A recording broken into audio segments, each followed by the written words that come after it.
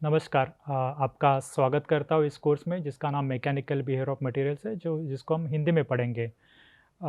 इस पार्ट में हम मेजर ऑफ डिफॉर्मेशन जो कि स्ट्रेन है इसके बारे में हम जानेंगे। तो हमने अभी तक स्ट्रेस के बारे में जाना था, अभी स्ट्रेन्स क्या होते हैं इसके बारे में जानेंगे। तो पहले कंसेप्ट ऑफ स्ट्रेन देखते हैं।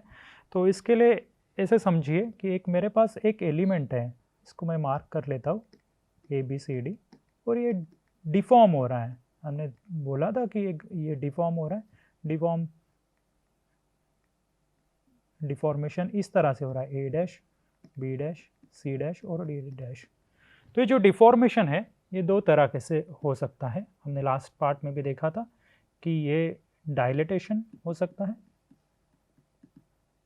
यानी चेंज इन वॉल्यूम, ये इस तरह से हो सकता है, या डिस्टॉर्शन हो सकता है। डिस्टॉर्शन को हम बोलेंगे चेंज इन शेप।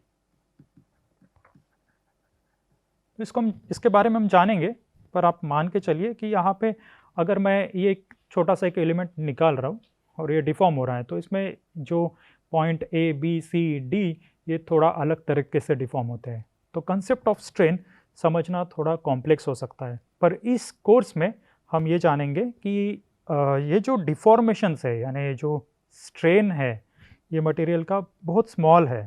इसको हम फिर से लिख लेते हैं कि ये जो स्ट्रेन्स है ये स्मॉल है, ये यूनिफॉर्म और होमोजीनियस भी है, और हम जो मटेरियल यहाँ पे या जो भी एलिमेंट हम कंसिडर करेंगे या बॉडी कंसिडर करेंगे वो कॉन्टिनम बॉडी है हमारी। और ये जो स्ट्रेन्स है ये वेरी करेंगे, यानी बदलेंगे यूनिफॉर्मली, लीनियरली ऑल्सो। इसको हम समझेंगे इस पार्ट में। तो जैसे मैंने अभी कंसेप्ट ऑफ स्ट्रेन हम समझने की कोशिश करेंगे, इसको हम मेजर ऑफ डिफॉर्मेशन भी कहते हैं, क्योंकि जब हमने स्ट्रेस स्ट्रेन कर्व देखा था तो ये जो डिफॉर्मेशन है, यानी इलास्टिक डिफॉर्मेशन या प्लास्टिक डिफॉर्मेशन, इसका जो मेजर है, इसको जो क्वांटिफिकेशन है, हम स्ट्रेन के द्वारा ही करते हैं। तो अभी हम इसको आगे देखते हैं। तो ये थोड़ा कॉम्प्लेक्स आइडिया है स्ट्रेस से समझने में। तो ये कॉम्प्लेक्स क्यों है, इसका एक छोटा सा उदाहरण हम लेते हैं। जैसे मेरा एक मेंबर है, ये एक साइड पे हिंज्ड है इस एंड पे, और लेट से ये पॉइंट O पे हमारा फिक्स है, ये मूव नहीं हो सकता, और इसको हम x1 डायरेक्शन के अलॉन्ग हम इसको एक फोर्स लगाएंगे, टेंसाइल फोर्स लगाते हैं, तो इसका एक डिफॉर्मेशन होगा। पर उसके पहले हम मार्क कर लेते कुछ पॉइंट्स इस मेंबर पे, उसका नाम रख देंगे हम A B और C। अभी हम देखेंगे अगर अगर यहाँ पे फोर्स लग रहा है x1 डायरेक्शन पे, इसको मार्क कर लेते हैं। लेट्स से मेरे पास एक टेंसाइल फोर्स लग रहा है, तो इस टेंसाइल फोर्स के वजह से इसमें डिफॉर्मेशन आएगी, इलास्टिक या डिफॉर्मेशन आएगी या प्लास्टिक डिफॉर्मेशन आएगी, जो भी डिफॉर्मेशन आएगी तो वो हम देखेंगे। ये फोर्स अगर मेरा लग रहा है तो ये इलोंगेट होगा, यानी इसका लेंथ बढ़ेगा। तो मान लेते हैं इसका लेंथ इस तरह से बढ़ गया। अभी हम ये जो पॉइंट्स है इनका मूवमेंट्स कैसे हुआ इस बॉडी पे ये जानते हैं। तो मान लीजिए मेरा पॉइंट O ये तो फिक्स्ड है, तो ये चेंज नहीं होगा। मेरा पॉइंट A यहाँ पे मूव हुआ इस तरह पे, मेरा पॉइंट B और ज़्यादा इलोंगेट हुआ और ज़्यादा डिस्प्लेस हुआ है, और मेरा पॉइंट C सबसे ज़्यादा डिस्प्लेस हुआ है। अगर आप देखेंगे, अगर ये सारे पॉइंट्स इस मेंबर पे, ये जो डिफॉर्मेशन है या इसका डिस्प्लेसमेंट है इस पॉइंट्स का, ये पॉइंट O पे सबसे कम यानी 0 है यहाँ पे, और पॉइंट C पे सबसे ज़्यादा है। पॉइंट B पे पॉइंट A की तुलना से ज़्यादा है, पर C की तुलना से कम है। तो मार्क कर लेते कुछ पॉइंट्स इनके, ये जो डिस्प्लेस्ड पॉइंट्स हैं हम इनको मार्क करेंगे O dash, A dash, B dash और C डैश। तो अगर मैं x1 ये जो पॉइंट्स है, पॉइंट्स के अगर लोकेशन में मार्क कर रहा हूँ, और ये जो डिस्प्लेसमेंट है, डिस्प्लेसमेंट यानी पॉइंट जो मूव हो रहा है, तो मैं इसको मैं डिस्प्लेसमेंट कह रहा हूँ कि मेरा डिस्प्लेसमेंट क्या है। तो मान लेते हैं ये मेरा पॉइंट O है जो 0, ये इसका डिस्प्लेसमेंट 0 होगा, ये x1 ये मेरा लोकेशन है इस पॉइंट पे, और ये u जो है y एक्सिस पे ये मेरा डिस्प्लेस्ड पॉइंट्स के लोकेशन होंगे। तो ए बी अगर मैंने मार्क कर लिया यहाँ पे पॉइंट, तो लेट्स से ए बी के बीच का डिस्टेंस मेरा डेल्टा x1 है, और ये जो पॉइंट ए जो मेरा डिस्प्लेस हुआ है ये u1 डिस्प्लेस हुआ है। अभी हम ये देख सकते हैं कि ये जो डिस्प्लेसमेंट्स है पॉइंट ए बी सी के, जैसे कि A dash B dash C dash, ये हमारे पॉइंट जो डिस्प्लेसमेंट है ये लीनियरली वेरी हो रहे हैं। यानी इसका मतलब क्या है, जैसे मेरा पॉइंट यहाँ पे है ओ के करीब है तो इसका डिस्प्लेसमेंट कम होगा, ये पॉइंट सी जो है इसका डिस्प्लेसमेंट सबसे ज़्यादा होगा। तो आप देखेंगे कि इसका जो वेरिएशन है डिस्प्लेसमेंट्स का इस मेंबर पे वो उसके लेंथ के प्रोपोर्शनल है। तो वही हम बोलेंगे कि ये जो डिस्प्लेसमेंट्स है ये प्रोपोर्शनल है, जो कि लेंथ के अनुसार, ये जो पॉइंट जहाँ का जो लोकेशन है उसके अनुसार ये वेरी होंगे। तो अगर मेरा पॉइंट ओ है, ये अगर मैं यहाँ पे मानूंगा तो ये यहाँ पे कोई डिस्प्लेसमेंट नहीं है, यहाँ पे 0 डिस्प्लेसमेंट है। मैं जैसे जैसे मैं आगे बढ़ूंगा लेंथ के अलोंग वैसे वैसे मेरा डिस्प्लेसमेंट बढ़ते जाएगा। तो ये मेरा अगर मान लेते ए डैश जो डिस्प्लेसमेंट है ये u1 है, यानी ये मेरा रेफरेंस पॉइंट है। अगर मेरा इनिशियल पोजीशन था ए का तो ये जो डिस्प्लेसमेंट है वो ए डैश हो जाएगा। तो यहाँ पे अगर हम मार्क करेंगे तो ए के करस्पॉन्डिंग जो डिस्प्लेसमेंट है वो मेरा u1 है। तो ये हमने u1 मार्क कर लिया यहाँ पे। अभी हम निकालेंगे कि पॉइंट बी के करस्पॉन्डिंग क्या डिस्प्लेसमेंट है। तो उसको निकालने के लिए हम क्या कर सकते हैं, हम मार्क कर लेंगे कि ये जो डिस्प्लेसमेंट है मेरा ये लीनियरली वेरी हो रहा है, तो ये जो डिस्प्लेसमेंट होगा ये मेरा बी डैश अगर यहाँ पे मैंने मार्क कर लिया। तो हम इसको सिंपल तरीके से इस तरह से निकाल सकते हैं, जैसे ये टेलर एक्सपांशन की तरह से हम लिख सकते हैं आसानी से। तो ये हो गया मेरा displacement at point B dash. इसको लिखेंगे हम displacement at point A dash, यानी ये जो डिस्प्लेसमेंट है प्लस ये जो चेंज है वेरिएशन, ये इसको इस तरह से हम समझ सकते हैं। अगर ये स्लोप अगर मैं निकाल लूँगा, ये स्लोप अगर मैं निकालूंगा यहाँ का, तो ये स्लोप तो ये जो वेरिएशंस है डिस्प्लेसमेंट है लीनियर वेरिएशंस है, तो इसलिए ये अगर स्लोप में निकाल लेता हूँ तो ये स्लोप और ये स्लोप तो सेम रहेगा। तो ये स्लोप क्या आएगा, ये आएगा स्लोप मेरा एक स्मॉल चेंज u1 में करस्पॉन्डिंग टू x डायरेक्शन। तो ये आ जाएगा मेरा स्लोप। तो ये जो पॉइंट होगा इस पॉइंट को मैं इस तरह से लिख सकता हूँ, ये u b डैश में u a डैश है मेरा u1, ये यहाँ पे मैंने u1 लिख लिया। और ये जो स्लोप मैं इस तरह से निकालूंगा, ये और ये स्लोप तो सेम रहेगा, तो ये टर्म मेरा सेम रहेगा। पर यहाँ से यहाँ तक जाने का डिस्टेंस जो है ये मेरा डेल्टा x1 है, तो यहाँ पे dx जो रहेगा ये डेल्टा x1 रहेगा।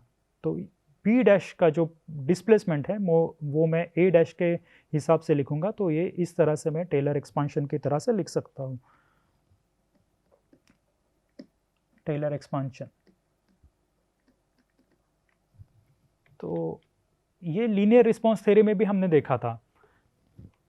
अभी ये जो डिस्प्लेसमेंट है b का मैंने मार्क कर लिया, ये b डैश तक का ये आएगा u1 plus del u upon del x1 into delta x1। अभी हमें अगर स्ट्रेन निकालना है तो हमने स्ट्रेन इस डायरेक्शन में निकालेंगे x1 डायरेक्शन में, जो कि हम इसको कहेंगे नॉर्मल स्ट्रेन। नॉर्मल स्ट्रेन इसलिए क्योंकि ये जो फोर्स लगाया है ये टेंसाइल फोर्स है, ये नॉर्मल फोर्स था, तो इसलिए हम इसको नॉर्मल स्ट्रेन करेंगे। और स्ट्रेन की सिंपल व्याख्या हमने देखी थी कि change in length upon original length. तो चेंज इन लेंथ कैसे निकालेंगे, ये मेरा ए डैश बी डैश है, ये मेरा आफ्टर डिफॉर्मेशन है, और ये मेरा इनिशियल कंडीशन है ए बी का लेंथ। तो A dash B dash minus A B मुझे देगा change in length upon original length. Original length मेरा ए बी है। तो अभी देखते हैं कि ए डैश बी डैश हम कैसे निकालेंगे। तो ए डैश बी डैश क्या होगा, ए डैश बी डैश का डिस्टेंस, यानी ये जो है ये जो करस्पॉन्डिंग डिस्प्लेसमेंट है बी डैश का, ये होगा मेरा u1 plus del u1 upon del x1 into delta x1 minus u1, तो ये टर्म होगा मेरा change in length total upon initial length A B का है डेल्टा x1, तो ये जो देखेंगे ये इनिशियल लेंथ हमारा डेल्टा x1, तो ये हो जाएगा मेरा नॉर्मल स्ट्रेन। तो इसको मैं एप्सिलॉन 11 लिख रहा हूँ, इसको एप्सिलॉन 11 इसलिए लिख रहा हूँ क्योंकि ये वन डायरेक्शन में है और ये वन प्लेन जो है परपेंडिकुलर प्लेन है, तो इस डायरेक्शन में नॉर्मल स्ट्रेन है ये, तो इसलिए हम इसको एप्सिलॉन 11 लिखेंगे। इसका भी हम देखेंगे कि कैसे रिप्रेजेंट करते हैं, ये सिर्फ स्ट्रेन की कंसेप्ट समझाने के लिए मैं अभी यहाँ पे बोल रहा हूँ। तो इसको और एक तरह से हम लिख सकते हैं, तो एप्सिलॉन 11 क्या आएगा, एप्सिलॉन 11 आएगा मेरा du1 अपॉन dx1, और इसको इस तरह से लिख सकते हैं पार्शियल डेरिवेटिव्स में, हम इसको इस तरह से भी लिख सकते हैं del u1 upon del x1, या मैं इसको यहाँ पे डेल x ही लिख रहा हूँ। तो एप्सिलॉन 11 को मैं del u upon del x लिख रहा हूँ। तो ये जो डिस्प्लेसमेंट है, ये u जो डिस्प्लेसमेंट है, ये जो डिस्प्लेसमेंट है अलोंग x डायरेक्शन है। अब अभी इसको ज्योमेट्रिकली भी देख सकते हैं, अगर मैं ए बी डैश निकालूंगा तो ए बी डैश अगर मैं निकालने की कोशिश करूंगा तो ए बी डैश मेरा ये डिस्टेंस है, तो मान लेते ये मेरा 1 है, तो ए बी डैश क्या होगा 1 + 2 होगा, और 1 क्या होगा, तो 1 अगर मैं निकालने की कोशिश करूंगा तो 1 होगा मेरा ए बी माइनस u1, तो ए बी मेरा डेल्टा x1 है माइनस u1, तो ये हो जाएगा मेरा 1, और 2 जो है ये 2 मेरा पार्ट होगा, और इन दोनों को मैं ऐड करूंगा, 1 और 2 को ऐड करूंगा, तो मेरे पास आ जाएगा A B dash B dash, जो कि मेरा ये लेंथ है, ये लेंथ है। तो इसको अगर मैं नॉर्मल स्ट्रेन को लिखूंगा एप्सिलॉन 11, तो delta x1 plus du1 upon del x1 to delta x1 upon delta x1, तो और ए बी है मेरा माइनस डेल्टा x1, तो ये हो जाएगा मेरा पूरा स्ट्रेन। तो डेल्टा x1 तो पॉजिटिव है और शून्य नहीं हो सकता, तो ये क्योंकि डिस्टेंस है दोनों के बीच का, तो ये कैंसल आउट हो जाएगा, तो मेरे पास बचेगा du1 अपॉन डेल x1।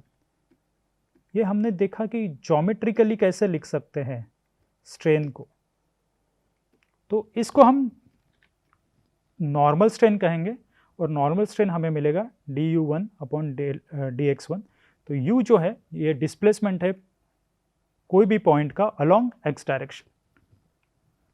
अभी हम आगे बढ़ते हैं, ये तो हमारे नॉर्मल स्ट्रेन हुए। अभी हम देखेंगे कि शेयर स्ट्रेन क्या होता है। तो शेयर स्ट्रेन जो होता है, जो शेयर स्ट्रेस से डेवलप होगा वो शेयर स्ट्रेन होगा हमारा। तो इसको हम जानेंगे कि जो शेयर स्ट्रेन है ये इम्पॉर्टेंट है, क्योंकि ये हमारा जो एलिमेंट है उसका एलिमेंट जो है उसका शेप चेंज करता है, तो इसलिए डिफॉर्मेशन में शेयर स्ट्रेन बहुत इंपॉर्टेंट है। तो अगर हम देखेंगे x1 और x2 हम प्लॉट करेंगे, एक एलिमेंट लेते हैं और इस एलिमेंट में मार्क कर लेते हैं ये 2 पॉइंट a और b, ये ऑर्थोगोनल है पॉइंट्स a और b, या ये जो एलिमेंट है हम इस तरह से एक तो क्यूब कंसिडर कर सकते हैं, नहीं तो रेक्टेंगल कंसिडर कर सकते हैं। हम जनरल केस रेक्टेंगल कंसिडर करते हैं और मान लेते हैं कि ये जो ओरिजिन से है इस a का डिस्टेंस है डेल्टा x1 और b का डिस्टेंस है डेल्टा x2। अभी हम शेयर फोर्स अगर अप्लाई करेंगे इस एलिमेंट को तो ये डिफॉर्म होगा, तो मान लेते हैं ये इस तरह से डिफॉर्म होगा। तो ये जो डिफॉर्मेशन है आप देखेंगे कि मैं इसको इस तरह से भी बोल सकता हूँ कि ये जो शेप चेंज हो रहा है मेरा, ये 2 एंगल्स में मार्क कर लेता हूँ इस x1 और x2 डायरेक्शन के हिसाब से, अल्फ़ा और बीटा। तो ये जो होगा, ये जो एंगल्स जो मार्क किए मैंने ये थोड़े ज़्यादा एग्जैजरेट वे से दिखाए, ये बहुत बड़े दिखाए यहाँ पे, पर एक्चुअली हम स्मॉल डिफॉर्मेशन कंसिडर करेंगे तो एंगल जो होगा वो बहुत स्मॉल रहेगा, जो एंगल चेंज होगा वो बहुत ही कम होगा। और जब ये हम एंगल चेंज बात करते हैं तब यहाँ पे हम एक और चीज़ देख सकते हैं कि ये जो एलिमेंट है ये रोटेट हो रहा है x1 और x2 के हिसाब से। इसको भी हम जानेंगे, पर अभी के लिए समझ लेते कि shear strain का हम डेफिनेशन जान लेंगे। तो ये जो डिफॉर्मेशन है यानी शेप चेंज है, इसमें एक रोटेशन टर्म भी इन्वॉल्व है। तो अभी हम shear strain डिफाइन करते हैं गामा 1 2। गामा 1 2 इसलिए क्योंकि मैं यहाँ पे देख रहा हूँ कि ये मेरा x1 डायरेक्शन है और ये x2 डायरेक्शन है, और ये जो एलिमेंट है इस प्लेन में डिफॉर्म हो रहा है या 1 2 प्लेन में डिफॉर्म हो रहा है। इसको मैं इस तरह से भी देख सकता हूँ, ये x1 नथिंग बट हम इसको x कह सकते हैं और इसको y कह सकते हैं। तो ये प्लेन जो है वो xy प्लेन है या 1 2 प्लेन है।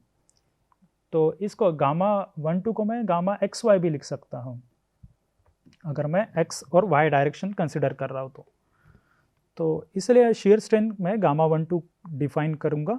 और ये जो डिफॉर्मेशन है अगर देखेंगे, ये OA यहाँ पे डिफॉर्म हो रहा है, OA डैश, और OB डिफॉर्म हो रहा है OB डैश।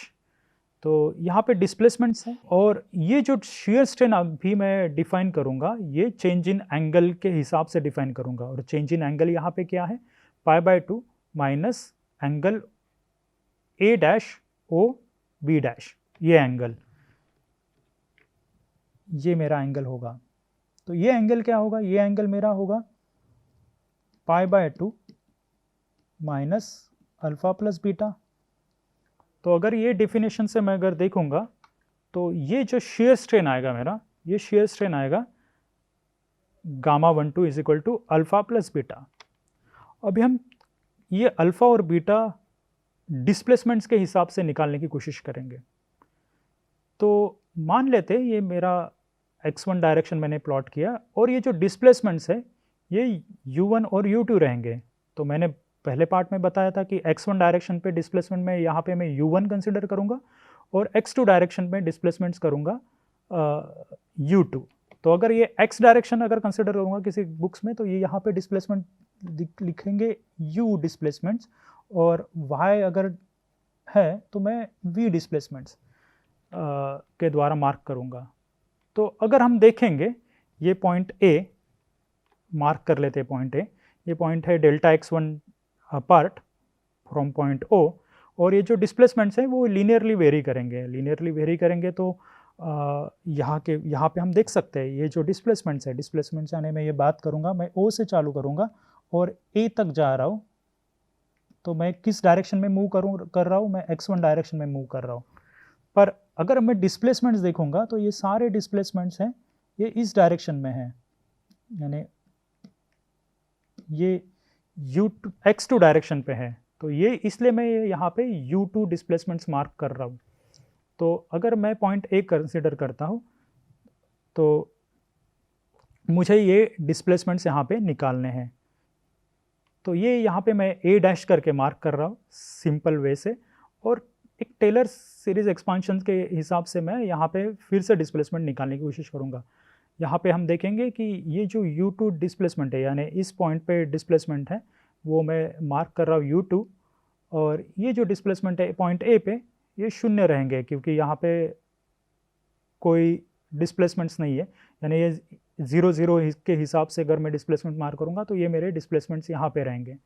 और इसका स्लोप अगर मैं निकालने की कोशिश करूँगा तो यहाँ पे स्लोप क्या है, मेरे डिस्प्लेसमेंट्स वेरी हो रहे हैं x2 डायरेक्शन पे, तो ये small change in displacements in x2 direction with respect to x1 direction, क्योंकि मैं इस डायरेक्शन पे मूव कर रहा हूँ x1 डायरेक्शन पे, और ये डिस्प्लेसमेंट्स बढ़ रहे इस डायरेक्शन पे, तो इसलिए del u2 upon del x1 आएगा इंटू dx मेरा ये जो भी लेंथ होगा डेल्टा x1 उस हिसाब से रहेगा।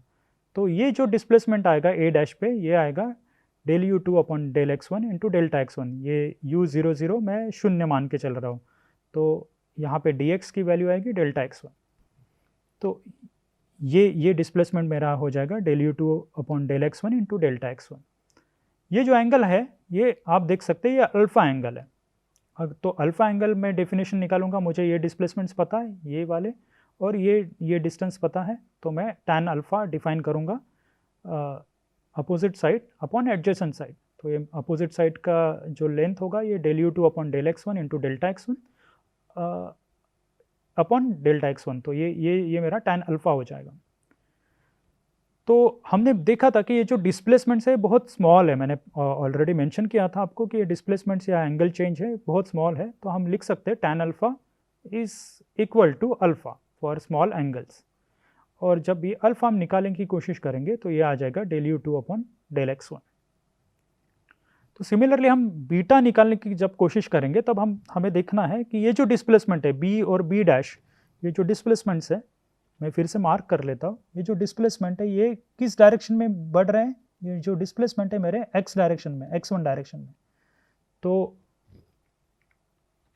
अगर हम देखेंगे बीटा निकालने की कोशिश करेंगे तो बीटा मेरा del u1 upon del x2 into delta x2। तो ये जो डिस्प्लेसमेंट है ये बढ़ रहे हैं मेरे x2 डायरेक्शन पे, तो इसलिए del u1 upon del x2 आएगा और इंटू डेल्टा x2। और हम बीटा भी बहुत स्मॉल है तो बीटा की वैल्यू आएगी del u1 upon del x2।